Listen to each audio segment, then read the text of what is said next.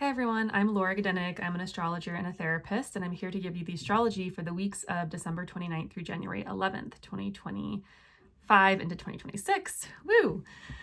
So starting tomorrow on Tuesday, the 30th of December, we have Mercury in Sagittarius making a square to Saturn in Pisces. Mercury is the mind, communications. Saturn is a planet that likes to restrict, consolidate, condense, limit even. So with this aspect, you might feel like you have to let go of what's excess and really focus on what you need to prioritize. There might be some responsibilities or duties that you need to attend to. Could feel a little bit heavy, could feel like, oh, I have a lot to do today. Could feel just kind of like you have this mental load that you've been carrying or like a weight on your shoulder. Good time to clarify, once again, mental tasks that need priority or what you need to really focus on, duties, responsibilities, etc. Mercury in Sagittarius already struggles a little bit because Mercury is in a sign, Sagittarius, that is antithetical to Mercury's goals as a planet. Mercury wants to consolidate, break things down into smaller pieces that are digestible. And Sagittarius wants to expand and think in the big picture and think about the broad strokes. And so it's kind of like you might have a lot you have to do or a lot of things you have to get in order with Mercury square Saturn, but it's kind of like hard to do, or it's hard to focus, or it might feel just a little bit extra frustrating. So, but good time to clarify what's important to you, and this aspect will pass pretty quickly. So 2 days later, on January 1st, we have Mercury making a square to Neptune, which is kind of opposite to Saturn. Neptune is very dreamy, whimsical, expansive, forgiving. We might have a desire to escape, to get lost in something, to get lost in another reality other than this like boring, mundane reality that Saturn is very much so all about. So Mercury square Neptune might feel kind of like a good time to let go, I would say, from the humdrum, boring, mundane responsibilities that Mercury square Saturn might have you thinking about. So Mercury square Neptune is like, I could see it. It's like the day out. It's like New Year's Day. I could see it like you might have a little bit too much to drink, or, you might just feel a little bit foggy brained from your New Year's Eve celebrations. There could be miscommunications. There could be mishaps, misunderstandings. Like, give each other a lot of grace. Give yourself a lot of grace during this time. Really great time, once again, to be creative, to connect to something larger than yourself, to connect to a sense of purpose, or, talk about philosophy or your belief systems or things that inspire you. I mean, Mercury is in Sagittarius, which is very much so a sign of inspiration and hope and faith. And then this square to Neptune. Neptune is very much so a planet about dreams and vision and what's your ideal. So it's a really great day to dream big, let your imagination soar. Maybe don't sign any paperwork on this day, or don't make any big decisions on this day, but really great day to dream big and talk about what inspires you. And then Mercury heads into very practical Capricorn, same day, where we have Mars, the Sun, and Venus currently. So there's a big lineup in the part of your chart that contains Capricorn. So our minds become very practical, very associated, or we kind of turn towards like what's useful. We think more about long-term goals, long-term plans. Capricorn is a sign that wants to plan for the future and thinking about what's sustainable. So that'll be a couple of weeks where we'll have Mercury in Capricorn. On Tuesday, January 6th, we have Venus in Capricorn conjunct the Sun. So this is a Venus cazimi. A cazimi is when a planet enters the heart of the Sun. And so we might have some insights. Cazinis bring insights around what the planet's signification is. We might have some insights or aha moments around love, relationships, relationship needs, our values, what we find beautiful, what we need in our connections, maybe some sort of art project or collaboration we would like to work on. So that is Tuesday the 6th. And then on Wednesday the 7th, Venus then makes a conjunction with Mars. We have this big pile up of Mars, Venus, and the Sun, all basically making a conjunction. And so then we have Venus and Mars coming together as well on the 7th. There's maybe erotic tensions are high, a lot of sexual energy potentially. These two planets are like the lovers of the zodiac and really speak to desire and connection and attraction, essentially. So you also might experience the urge to take action. That's Mars. Mars is a planet about taking action in the realms of Venus things: sex, love, art, beauty, fashion, connection, collaboration, gathering people together. That's very Venus. And then on the 9th, on Friday, the Sun then makes a conjunction with Mars in Capricorn. So now Mars is having a Cazimi moment with the Sun, coming into the heart of the Sun. Mars is being reborn. And so we might have insights around what actions you want to take in the future, what drives you, what motivates you, where do you get your energy from, how do you want to use your energy, your vital, precious life force energy. And what do you, this is in Capricorn, remember, which is a sign that wants to plan for the future, thinking ahead. So this is very strategic.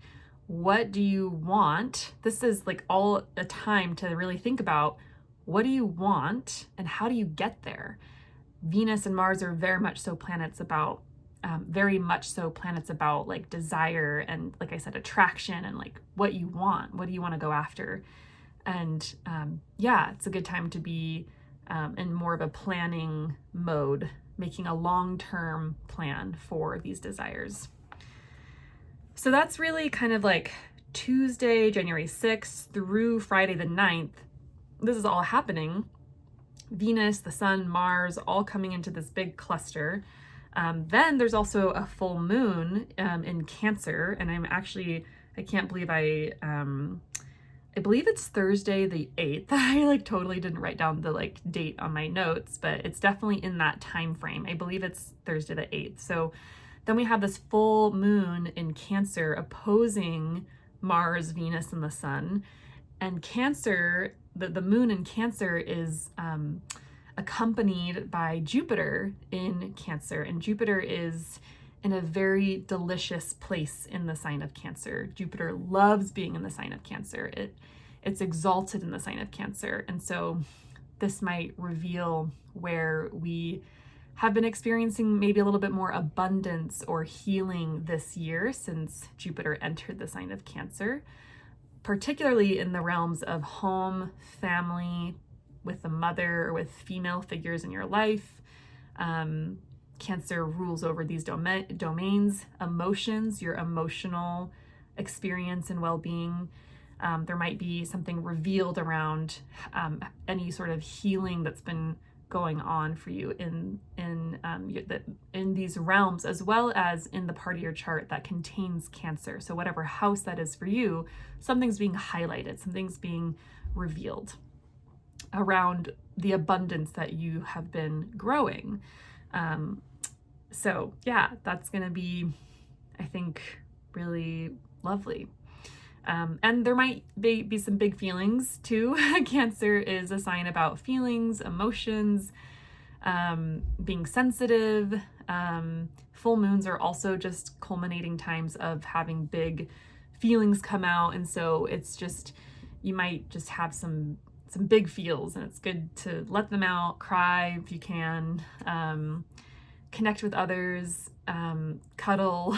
Cancer is very wants to be close and cuddly and nurturing and caring, and I don't know, I'd say like have a big family dinner or like chosen family dinner, right? Just like where you're all nurturing each other. That's a really great way to use this energy as an idea.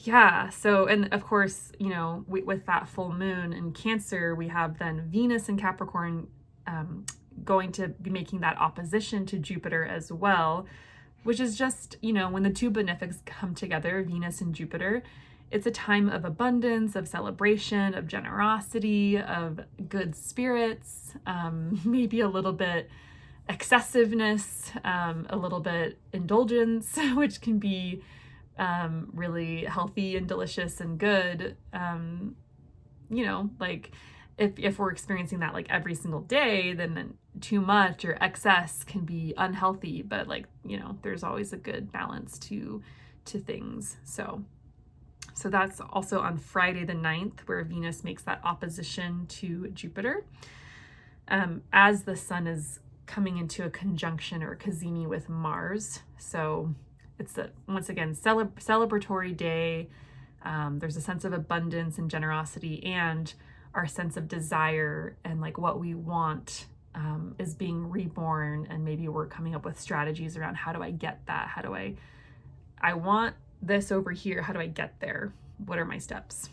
And then, yeah, Saturday the 10th, Sun and Mars also make that opposition to Jupiter, continuing the same energy that I just described.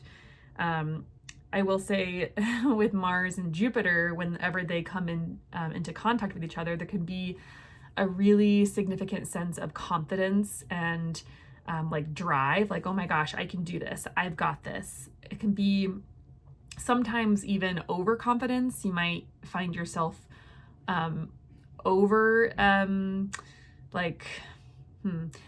not overachieving, but just thinking you can do more than you maybe have energy for, or there can just be like a lot of enthusiasm, a lot of like, yes, I can do this, this, and this, and then just maybe recognizing that you have limited time and you have limited energy and resources, and you have to choose, right? So there can be a little bit of that vibe with Mars opposite Jupiter, but it can also be a really courageous transit where you might finally have the courage to do something, to take action towards once again something that you want in the long term. Once again, bringing in that Capricorn energy, something in the long term that will bring you security. Cancer and Capricorn are very much so signs about security and safety.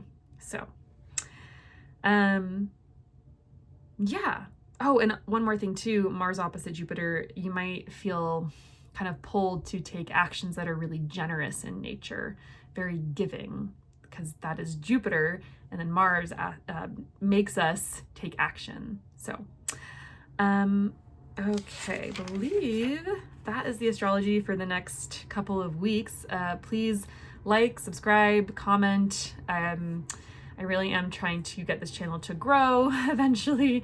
I'm open for astrological consultations. Please reach out if that interests you, to see how the astrology how it's impacting you more personally. And yeah, we all experience different, like the transits in different ways. And there's a lot that goes into that. So anyway, please reach out if that interests you. Otherwise, I'll be back in a couple of weeks with another astrological update. I hope you have a lovely day. Take care.